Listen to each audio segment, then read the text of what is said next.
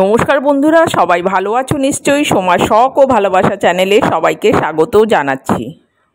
আজ তোমাদের দক্ষিণ কলকাতার রবীন্দ্র সরোবর লেক, যাকে দক্ষিণ কলকাতার ফুসফুস বা অক্সিজেন বলা হয়, এই লেক ঘুরিয়ে দেখাবো। এই রবীন্দ্র সরোবরে আসতে হলে মেট্রো স্টেশন রবীন্দ্র সরোবরে নেমে কিংবা লেক গার্ডেন্স রেলওয়ে স্টেশনে নেমে 4-5 মিনিট হাঁটলেই অনায়াসেই পৌঁছে যাওয়া যায় রবীন্দ্র সরোবর লেকে। লেকের বাউন্ডারি রাস্তা দিয়ে ফুটপাথ ধরে এগিয়ে চলেছি। ঢাকুরিয়া বা টালিগঞ্জগামী যে কোনো বাসে করেও অনায়াসেই রবীন্দ্র সরোবর আসা যায়। আবার গাড়ি নিয়ে এলে গেটের দুদিকে গাড়ি পার্কিংয়ের অনেকটাই জায়গা আছে। আমি 5 নম্বর গেট দিয়ে ঢুকলাম। লেক গার্ডেন্স রেলওয়ে স্টেশন বা মেট্রো করে রবীন্দ্র সরোবর নামলে এই 5 নম্বর গেট দিয়েই রবীন্দ্র সরোবর লেকে ঢুকতে হবে। ঢুকেই প্রথমে এই লেখাটা চোখে পড়ল। লেখা আছে রবীন্দ্র সরোবর সকাল 5টা থেকে সন্ধ্যে 7টা পর্যন্ত খোলা থাকে। এই এলাকা পুরোপুরি নো স্মোকিং জোন এবং কোনো পোষ্য নিয়ে এই লেকে আসা যাবে না। রবীন্দ্র সরোবর লেক অনেকটাই বড়, এটাকে 7টা জোনে ভাগ করা হয়েছে। রবীন্দ্র সরোবর লেকে 5 নম্বর গেট দিয়ে ঢুকে প্রথমে ডান দিকে একটা খুব সুন্দর পার্ক রয়েছে, ওখানে বাচ্চারা খেলাধুলো করে। প্রথমে ওটা দেখতে গেলাম। দেখো, প্রত্যেকটা গাছের নিচে QR কোড রয়েছে, ওটা স্ক্যান করলে গাছটার ইতিহাস জানা যাবে। পার্কের মধ্যে চলে এলাম। প্রথমেই দেখি একটা বড় গরিলার মুখ, ওখানে বাচ্চারা স্লিপ কেটে নামছে, বেশ মজা লাগলো। দোলনা রয়েছে, বেশ একটা বাচ্চাদের ভালো খেলার জায়গা। এখানে দেখি 2খানা জিরাফ, বেশ ভালো লাগলো। গরিলার পেছন দিক, এখানে সিঁড়ি দিয়ে উঠছে। রবীন্দ্র সরোবরে কী কী করা বারণ আছে এখানে লেখা আছে। রবীন্দ্র সরোবর পুরোপুরি প্লাস্টিক বর্জিত জায়গা। এখানে প্লাস্টিকের কোনো কিছু আনা যাবে না, খাবার আনা যাবে না, রান্না করা যাবে না। এই জলাশয়কে কোনো প্রকার দূষিত করা যাবে না। পার্ক দেখে এবার রবীন্দ্র সরোবর লেকটা দেখতে বেরিয়ে গেলাম। প্রচুর গাছ এখানে।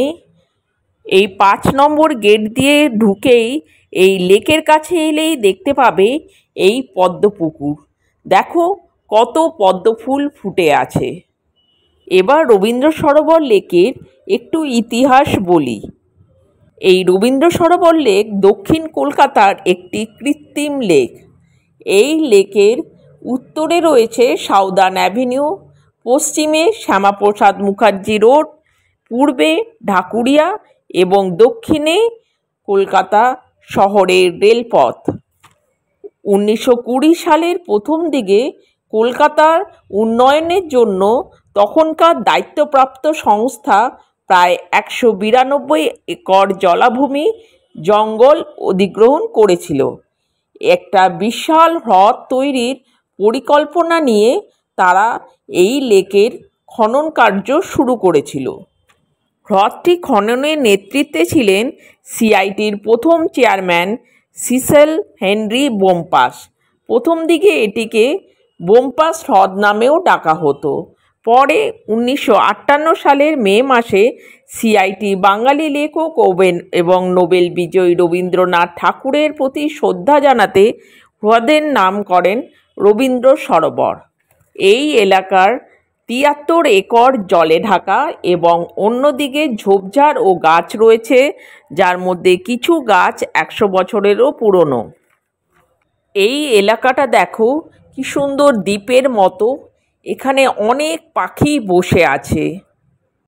শীতকালে এই হ্রদের আশেপাশে কিছু পরিযায়ী পাখি আসে, যদিও এখন দূষণের মাত্রা বৃদ্ধির জন্য এই পরিযায়ী পাখির সংখ্যা অনেক কমে গেছে।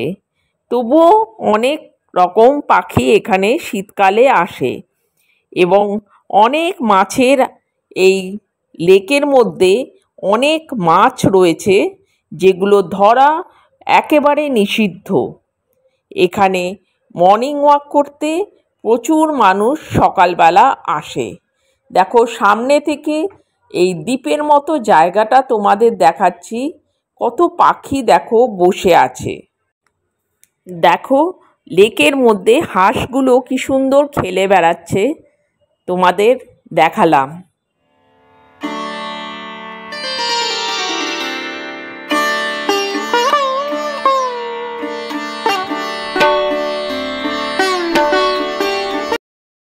দক্ষিণ কলকাতার এই রবীন্দ্র সরোবর লেক, এখানে বসার প্রচুর জায়গা আছে। গাছের তলায় ছায়ায় মানুষ বসে থাকে, সুন্দর পরিষ্কার মাঠে বসে গল্প করে, পরিবার নিয়ে আসে বন্ধুদের সঙ্গে, এবং এটি একটি আদর্শ কাপলদের গল্প করার জায়গা। দেখো বসার প্রচুর জায়গা আছে। ছুটির দিনে একটা সুন্দর দুপুর বিকেল কাটাবার জায়গা। প্রচুর গাছ রয়েছে। গরমকালে এখানে অনায়াসে বসে আরামে গল্প করা যায়, হাঁটা যায়। খুব সুন্দর একটা জায়গা। এবার পার্কের ভেতর দিকে হাঁটতে হাঁটতে এগিয়ে চললাম। দেখতে পেলাম এই মূর্তিটি। এই মূর্তিটি দেখে কোভিড পিরিয়ডের সময়কার মনে হলো। মুখে মাস্ক, উপরে কোভিডের সাইন এবং নিচে লেখা দেখেও বুঝলাম। এই বটগাছটা দেখো কি বিশাল আর কত প্রাচীন, কত যে শেকড় বাকড় চারিদিকে ছড়িয়ে আছে, তোমাদের দেখাচ্ছি। রবীন্দ্র সরোবরে বিকেলবেলা প্রচুর মানুষ বেড়াতে আসে, বন্ধুদের সঙ্গে, পরিবারের সঙ্গে, বা অনেক বন্ধু একসঙ্গে মিলে এখানে অনেকটা সময় কাটিয়ে যায়। তবে 7টায় বন্ধ হয়ে যায়। এখানে দেখলাম বোটিংয়েরও ব্যবস্থা আছে। এটা ক্যালকাটা ইউনিভার্সিটির রোয়িং ক্লাব। এই অফিসটা লেক সরোবরের অফিস। এখান থেকে লেক সরোবর পুরো দেখভাল করা হয়। এই পাশেই রয়েছে ফুটবল ক্রিকেট খেলার বড় বিশাল একটা মাঠ। ওখানে খেলা প্র্যাকটিস করে, খেলে। এবার গেট নম্বর 7 দিয়ে বেরিয়ে এলাম। বেরিয়েই দেখি রবীন্দ্রনাথ ঠাকুরের খুব সুন্দর একটা স্ট্যাচু। এবার নিজেরাও রবীন্দ্রনাথ ঠাকুরের সামনে সেলফি করে নিলাম। রাস্তা পেরিয়ে লেক গার্ডেন্সের রাস্তাটা পেরিয়ে দেখি দ্য লেক ক্লাব। ভেতরে ঢুকে একটু ভিডিও করে নিলাম। তারপর 3 নম্বর গেট দিয়ে ভেতরে ঢুকলাম। এই 3 নম্বর গেটের পাশেই রয়েছে দ্য ক্যালকাটা রোয়িং ক্লাব। তখন অন্ধকার হয়ে গেছে, 6:30 প্রায় বাজে। আগে এই লেকটা পুরোটাই একটাই লেক ছিল। এখন লেক গার্ডেন্সে রাস্তা হওয়ার পর উপরে ব্রিজ হয়ে গেছে, দুটো ভাগে ভাগ হয়ে গেছে। এবার এলাম দুর্গা মিউজিয়াম দেখতে। দুর্গা মিউজিয়ামের ভেতরে ঢুকতে পারলাম না। দুর্গা মিউজিয়াম 6টায় বন্ধ হয়ে যায়, এটা আমার জানা ছিল না। বাইরে থেকে একটু ভিডিও করে নিলাম। আরেকদিন আসবো, এসে দুর্গা মিউজিয়াম দেখে যাব। 7টা বাজে, সব লেকের গেট বন্ধ হয়ে যাবে। এবার বাড়ির পথে রওনা দিলাম। গেটের বাইরে বেরিয়ে একটু পাপড়ি চাট কিনে খেয়ে নিলাম। সব গেট 7টার সময় বন্ধ হয়ে গেছে। বন্ধুরা, তাহলে আজকে এই পর্যন্তই। তোমাদের রবীন্দ্র সরোবর পুরো ঘুরিয়ে দেখালাম। ভিডিওটা যদি ভালো লাগে লাইক কমেন্ট করে দিও। নতুন যারা দেখছো চ্যানেলটা সাবস্ক্রাইব করে দিও, বন্ধুদেরকে শেয়ার করে দিও। সবাই ভালো থেকো, সুস্থ থেকো। শীঘ্রই আবার দেখা হবে নতুন একটা ভিডিওতে।